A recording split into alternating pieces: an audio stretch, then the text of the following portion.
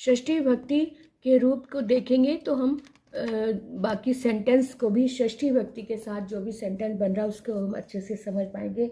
यहाँ एक कॉलम बना हुआ है, यहाँ लिखा हुआ है षष्ठी विभक्त्यानि रूपाणि, है ना। षष्ठी विभक्ति के जो रूप हैं उनको हम कैसे समझें, एक वचन, द्विवचन, बहुवचन, और ये शब्द है और ये लिंग है। तो लिंग के अनुसार ही हम इसके रूप को समझ सकते हैं। अगर अकारांत पुल्लिंग है तो उसमें पुल्लिंग में स्य लग जाता है, और अकारांत, और यहाँ बड़ा आ है, आकारांत स्त्रीलिंग है तो उसके अंत में आयाह लग जाता है। तो इस बात का ध्यान रखते हुए हम इसे षष्ठी विभक्ति में बदलेंगे। तो आप भी हमारे साथ साथ अभ्यास करें। लिंगम अकारांत पुल्लिंग, अकारांत पुल्लिंग के ये शब्द दिए हुए, छात्रः विद्यालयः सुतः रामः। तो जितने भी ये सभी अकारांत, छात्र अकारांत, विद्यालयः ये भी अकारांत, सुतः तः अकारांत, रामः म के पीछे भी अ की आवाज आ रही है। इन सभी शब्दों के पीछे अंत में अ की आवाज आ रही है। इसका मतलब ये रूप जो है वो अकारांत पुल्लिंग के अंतर्गत आते हैं। तो जितने भी रूप अकारांत पुल्लिंग के अंदर आते हैं उसकी षष्ठी विभक्ति में एक वचन में स्य लग जाता है, द्विवचन में योह लग जाता है, और बहुवचन में णाम लग जाता है। इस तरह से इसका अभ्यास करें। तो छात्रः का षष्ठी विभक्ति क्या होगी, छात्रस्य, छात्रयोः द्विवचन, और बहुवचन में छात्राणाम। विद्यालयः है शब्द तो विद्यालयस्य।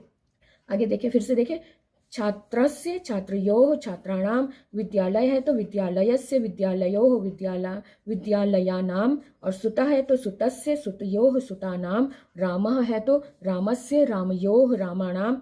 सीता, अब यहाँ पे आकारांत स्त्रीलिंग शुरू हो गया। आकारांत स्त्रीलिंग के रूप थोड़े डिफरेंट होंगे, क्योंकि आकारांत स्त्रीलिंग जो है, स्त्रीलिंग के रूप सीता के हम एक बार याद करने होंगे। सीता के रूप जब हम एक बार याद कर लेंगे तो स्त्रीलिंग के जितने भी आकारांत वाले रूप होंगे वो सब सीता की तरह चलेंगे। तो हम देख लेते हैं यहाँ पर कि सीता का षष्ठी विभक्ति में क्या रूप होगा। जितने भी षष्ठी विभक्ति के रूप है उसमें आयाह लग जाएगा आकारांत स्त्रीलिंग वाले शब्दों में।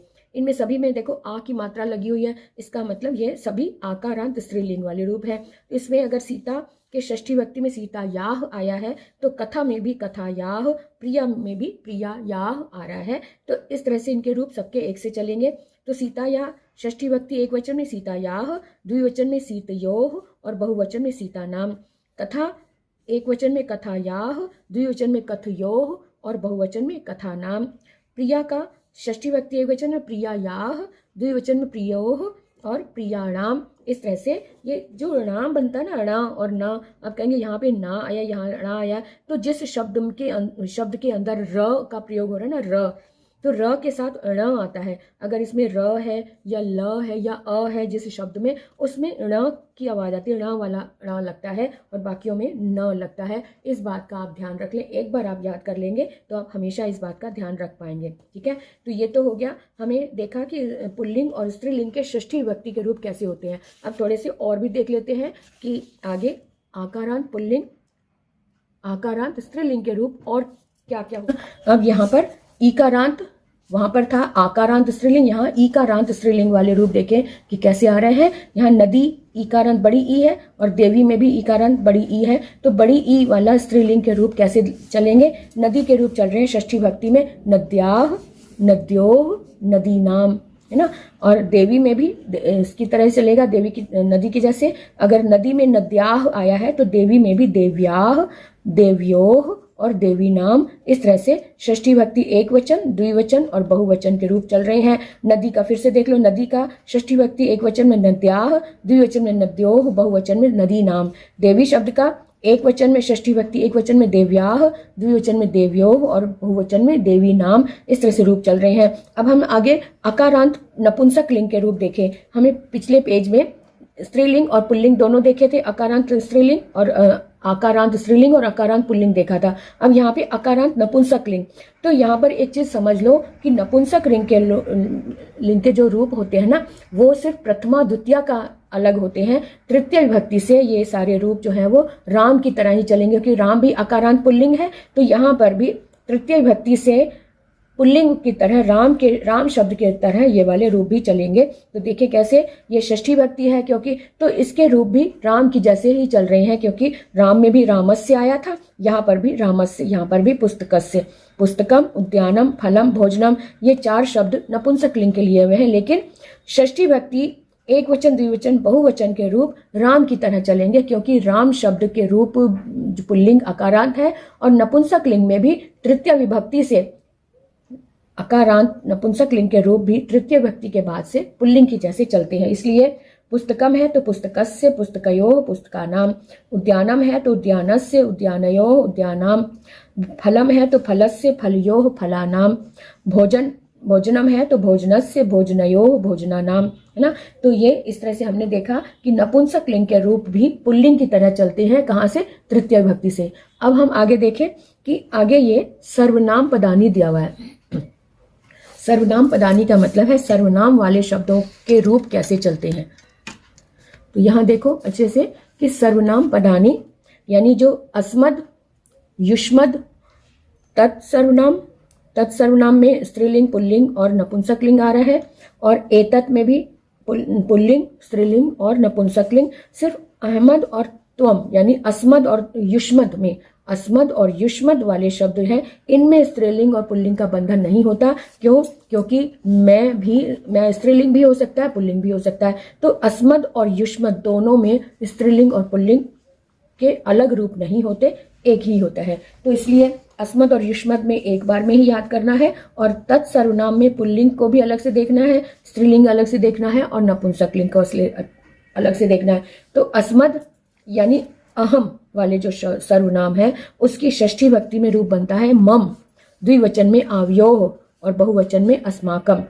त्वत् यानी युष्मद सर्वनाम में षष्ठी भक्ति में तव, द्विवचन में युवयोः और षष्ठी बहुवचन में युष्माकम। फिर से देखो, अस्मद सर्वनाम में षष्ठी भक्ति एक वचन में मम और युष्मद के एक वचन में षष्ठी भक्ति में तव, मम और तव, मम मैंने मेरा, तव मैंने तुम्हारा, है ना। और द्विवचन में आवयोः और युवयोः, योः अंत में आ रहा है। तो अस्मद में आवयोः यानी हम दोनों का साथ में का के की या रा रे री, यानी कि यहाँ पर हम दोनों यानी कि हमारा शब्द रा रे री भी होता है ना इसका चिन्ह, और काके के भी होता है। तो इसलिए आवयोः और युवयोः में भी यू लग रहा है। युवयोः का मतलब तुम्हारा या तुम दोनों का, या रा रे री है तुम्हारे, रा रे री लगता है, या फिर काके की। तो तब मैंने तुम्हारा, और युवयोः का मतलब तुम दोनों का। तो इस तरह से। और बहुवचन में युष्माकम, अस्मद में बहुवचन में अस्माकम और युष्मद में युष्माकम। इस तरह से इनको अच्छे से याद रख सकते हैं। मम षष्ठी भक्ति एक वचन, आवयोः षष्ठी भक्ति द्विवचन, अस्माकम षष्ठी भक्ति बहुवचन, तव षष्ठी भक्ति एक वचन, युवयोः षष्ठी भक्ति द्विवचन और युष्माकम षष्ठी विभक्ति बहुवचन। अब हम आते हैं तत्सर्वनाम में, जिसमें पुल्लिंग, स्त्रीलिंग और नपुंसकलिंग को देखेंगे। तत् पुल्लिंग में तस्य, तयोः, तेषाम, और इसको आप राम के शब्द के रूप के साथ मिला सकते हैं कि जैसे रामस्य आता है ना, राम में रामस्य, ऐसे यहाँ पे तस्य, रामयोः तो तयोः, रामाणाम तेषाम। तत् स्त्रीलिंग में तस्याः, जैसे सीतायाः आया था, ऐसी तस्याः, तयोः, तासाम, है ना। तो सीतायाः में क्या था? सीतायाः, सीतयोः, सीतानाम। अब यहाँ पर स्त्रीलिंग है तो सीता, तस्याः, तयोः, तासाम। एक बार आप लिख कर इनको याद कर लोगे तो आप हमेशा के लिए इसको याद कर पाएंगे, याद रख पाएंगे। तो तत् नपुंसक लिंग में तस्य, क्योंकि आपको बताया था ना कि नपुंसक लिंग के रूप पुल्लिंग के जैसे ही चलते हैं। कब? तृतीय विभक्ति से। सिर्फ प्रथमा द्वितीय विभक्ति इनकी डिफरेंट होती है, लेकिन तृतीय विभक्ति से ये पुल्लिंग जैसे रूप चलते हैं। तो पुल्लिंग यहाँ पर तस्य आया, तो यहाँ नपुंसक लिंग में भी तस्य आया है। तस्य तयोः तेषाम, तस्य तयोः तेषाम। इस बात का ध्यान रखो। इस तरह से इनको दोनों को याद कर सकते हैं। याद हमने ध्यान से स्त्रीलिंग और पुल्लिंग का देखना है ध्यान से, क्योंकि नपुंसक लिंग तो अगर पुल्लिंग याद हो गया तो नपुंसक लिंग अपने आप याद हो गया, है ना। अब यहाँ पे एतत् को लेते हैं। एतत् में भी पुल्लिंग, स्त्रीलिंग और नपुंसक लिंग के रूप आ रहे हैं। एतत् में एतस्य, एतयोः, एतेषाम, है ना। बिल्कुल इसी तरह से जैसे तस्य के रूप लिखे थे, तत् के लिखे थे। तो एत में भी स्य लग रहा है पुल्लिंग में, एतस्य, एतयोः, एतेषाम। अब एतत् स्त्रीलिंग में एतस्याः, एतयोः और एतेषाम, है ना। इस तरह से आ रहा है एतस्याः, एतयोः, एतासाम। और नपुंसक लिंग में भी ये पुल्लिंग वाला ही रूप इधर से आ रहा है वापस, एतस्य, एतस्य, एतयोः, एतयोः, एतेषाम, एतेषाम। इस बात की समझ आ गई ना। तो नपुंसक लिंग को याद करना आसान है, क्योंकि अगर हमने पुल्लिंग याद कर लिया तो नपुंसक लिंग भी अपने आप याद हो गया। तो इस तरह से यहाँ पर षष्ठी विभक्ति का प्रयोग करना सिखाया है, ताकि हम षष्ठी विभक्ति के सभी वाक्यों को अच्छे से कर पाए। अब यहाँ पर भी षष्ठी विभक्ति है, लेकिन यहाँ पर षष्ठी विभक्ति के कॉलम को षष्ठी विभक्ति लगाकर